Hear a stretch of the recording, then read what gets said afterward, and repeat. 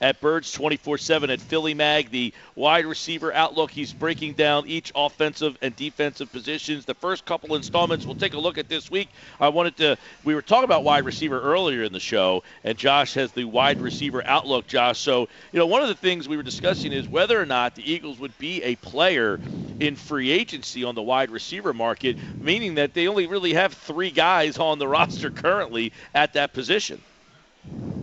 Yeah, and that's a position, especially when you look at it, not just how thin they are, but the youth. I mean, Jordan Matthews and Josh Huff, they've only spent 2 seasons in the NFL, and somehow, they're the most veteran players that the Eagles have at wide receiver. So it definitely makes sense that even if they don't try to go after a guy at the top of the free agency market, like a Marvin Jones out of Cincinnati, it seems like even if they don't go for that upper echelon guys, it would make a lot of sense for them to go after just a veteran who you could bring in on a cheap deal, try to have Nelson Aguilar and Jordan Matthews, Stephen Court, because they're all so young to learn from. That's one thing that Jordan Matthews talked about at the end of the season was, he was talking about how Nelson Aguilar, some people thought that he was disappointing, or many people, I should say, and that he thought expectations may have been unfairly high for him, partially because of success of past rookie classes, Beckham Jr., Jordan Matthews, that great class. But also he was talking about how Nelson Aguilar didn't have the veterans around him like Jordan Matthews did. Now, Jordan Matthews referenced Brad Smith. I mean, that's the guy that you probably wouldn't think of, we need to sign Brad Smith to help to develop our young receivers. But when you have those veteran guys, they really can help the young guys with the small things, the route running, the clean cuts, and just kind of the basics of studying film and how you should approach the game. So just the veteran experience, if you can get them on a cheap deal, is something that you should really keep an eye on. Josh lists some of the top free agents: Alshon Jeffries, Marvin Jones. Travis Benjamin, I think, is interesting, Josh, because of the connection with DeFilippo, who was the offensive coordinator in Cleveland. He's now here, and you wonder if he's going to get paid number one type of wide receiver money. Would he be a guy that you think would be a fit? Yeah, I do think he would be a fit, but it seems like he's poised to return to Cleveland. Now, obviously, you never know how these negotiations go. The guys can kind of just, put out reports in the media to kind of shape how they want these negotiations to go. But Benjamin looks like a guy that could return to Cleveland, but as we've seen so many times in free agency, you never know. He is a guy that they could go after, especially because of that connection. When you have a young staff, or not necessarily a young staff, but a young head coach, you really want to get guys that the coach and his staff are familiar with. I mean, that's how everyone operates. When you have 2 guys and they're of equal talent level, you're going to go with the guy that that you're familiar with. So when you have connections to a player in free agency like that, they're definitely going to get a preference if all else is equal because you've worked with him before, because you know what to expect from him.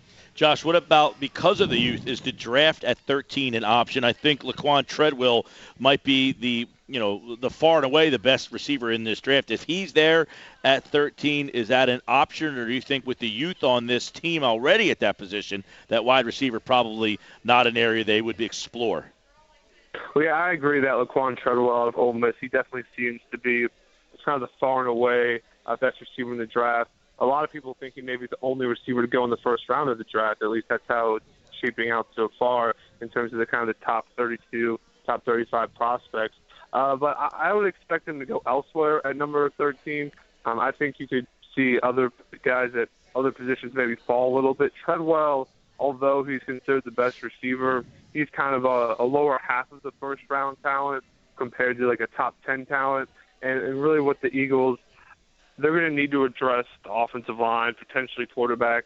So go best player available, but when you have guys that are, similar talent, a similar skill level in the draft, and you have these glaring holes like at guard or elsewhere on the offensive line or again potentially quarterback, I expect the Eagles to go there instead. But I do think, and I do expect them to target receivers maybe later in the draft. It could be in the end of day 2 in the 3rd round. They have a couple of 3rd-round picks, or maybe even day 3 in the 4th and 5th round. So I would expect them maybe in the middle and late rounds is where they could target the receiver, unless somehow Treadwell falls and the Eagles try to trade up for him. But barring any unforeseen circumstances, it seems like the Eagles will go elsewhere with that number 13 pick. Josh Paunil is with us, PhillyMag.com, Birds 24/7. Over at running back, is there any reason to think that the trio won't be back, or do you think one of those guys could be gone next year?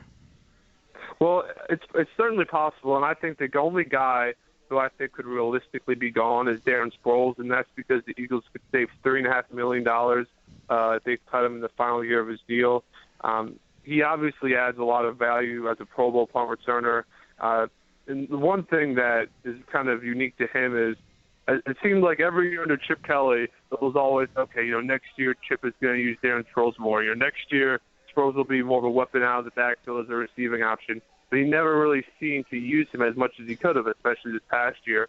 But with Peterson, the success that he's had in the past with using running back out of the backfield in Kansas City, whether it's Jamal Charles, even other running backs like West after Charles got hurt, it seemed like he did a good job getting those running backs involved in the passing game. So it's really going to be interesting to see how much the Eagles value Sproles just in terms of that receiving option out of the backfield, necessarily just as a Pro Bowl punt returner. Ryan Matthews, I'd be shocked if he went anywhere. DeMarco Murray, he would be very, very difficult to move.